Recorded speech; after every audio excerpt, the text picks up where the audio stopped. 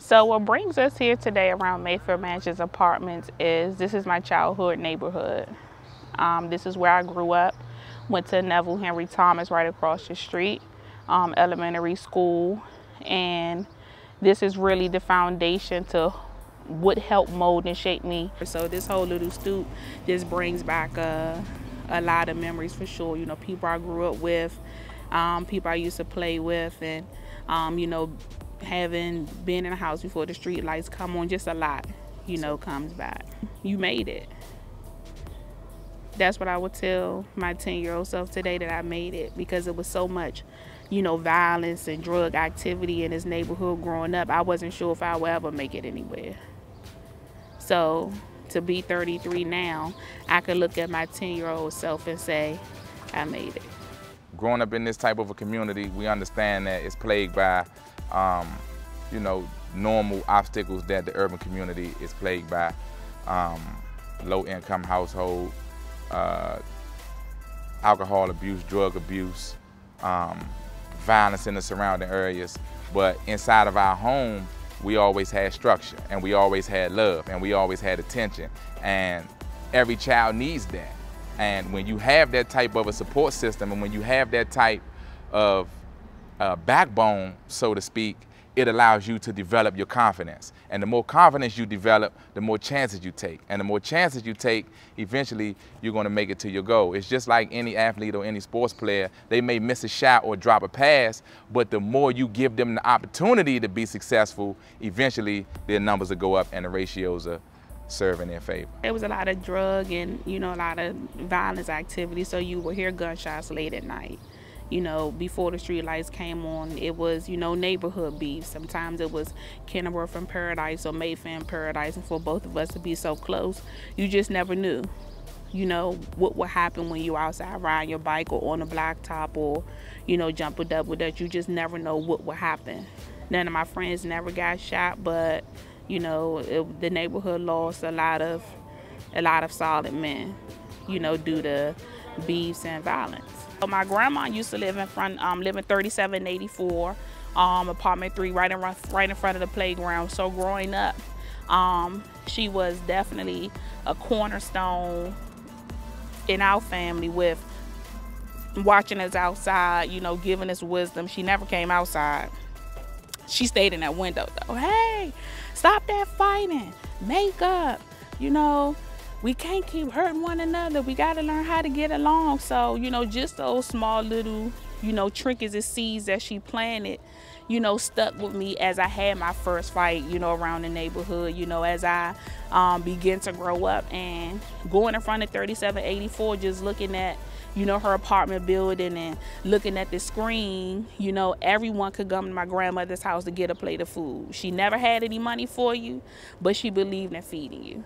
So, you know, just walking back around the neighborhood and just looking at her apartment door, I just got so filled with emotion, because I know she played a big part. She played a big part. And, you know, when she died, June of '93, it took a toll on everybody. And when her service came, you know, I believe every Muslim in this neighborhood showed up. Shocked me. But Miss Douglas stayed in that window and she waved and she spoke to everybody. It's the foundation. It's where I recall my mom teaching me a lot of the morals and principles that I use to this day.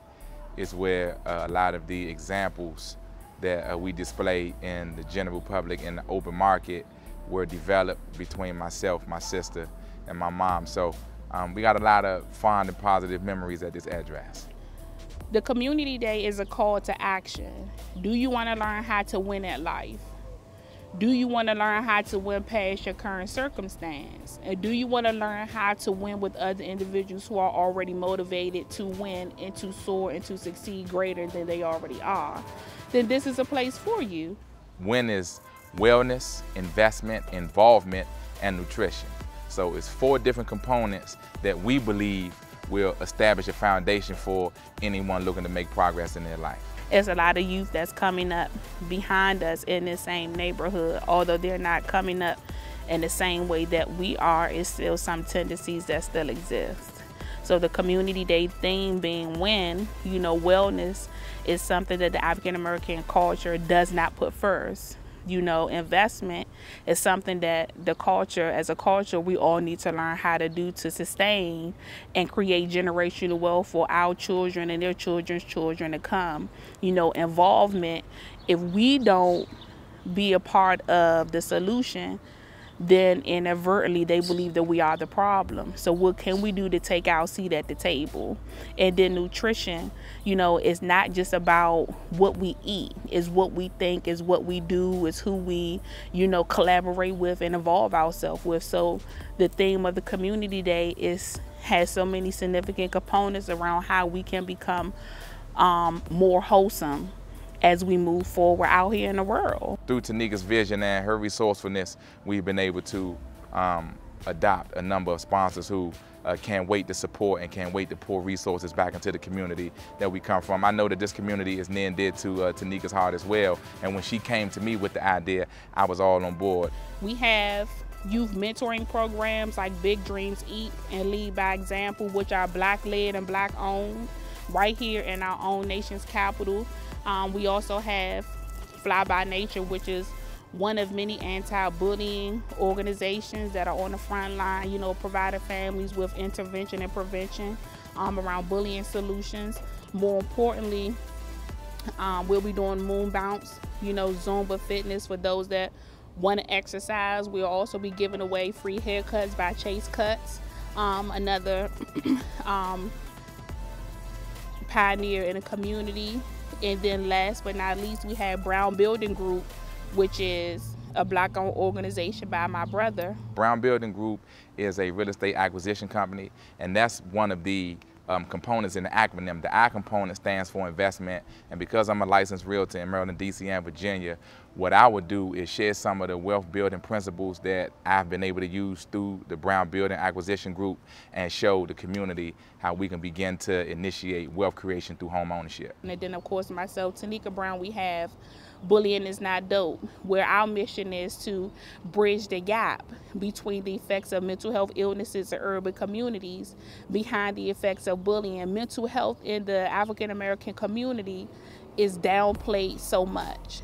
And we all have to realize that trauma and triggers are how we move and we adjust and we progress in life.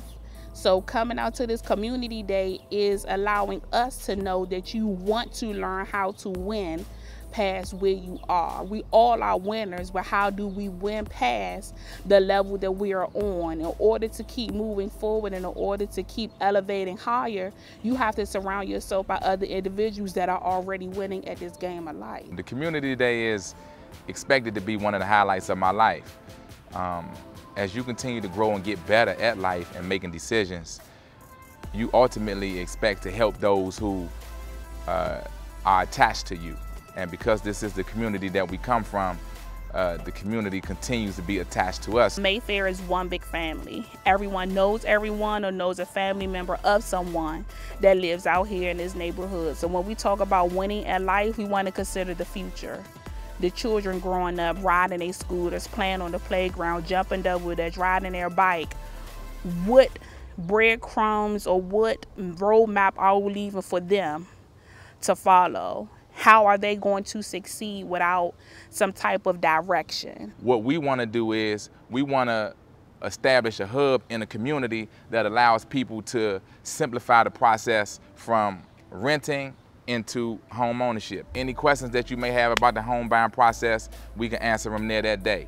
Any questions you may have about credit restoration, we can answer them there that day. Any questions that you may have about just how to jumpstart your life in the right direction, it's going to be a number of resources and a number of vendors there who can help you get these questions answered for yourself as well as for your children. When we think about neighborhoods like Kenilworth, Mayfair, Paradise, and Ward 7 as a whole, the education system is going to suffer in fiscal year 2020 because of the budget cuts that has been effected behind education.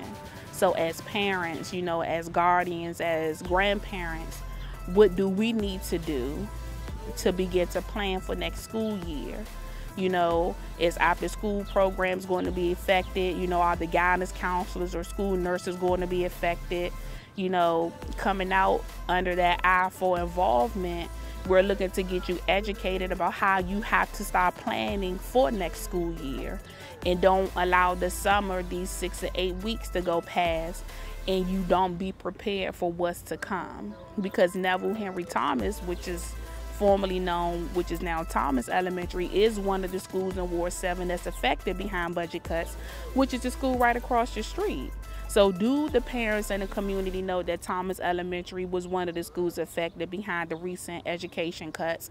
And if not, I want to make sure, as a steward and as alumnus of that school, what can the community do and how they can become more involved and start to plan around how their children are going to be affected come next August.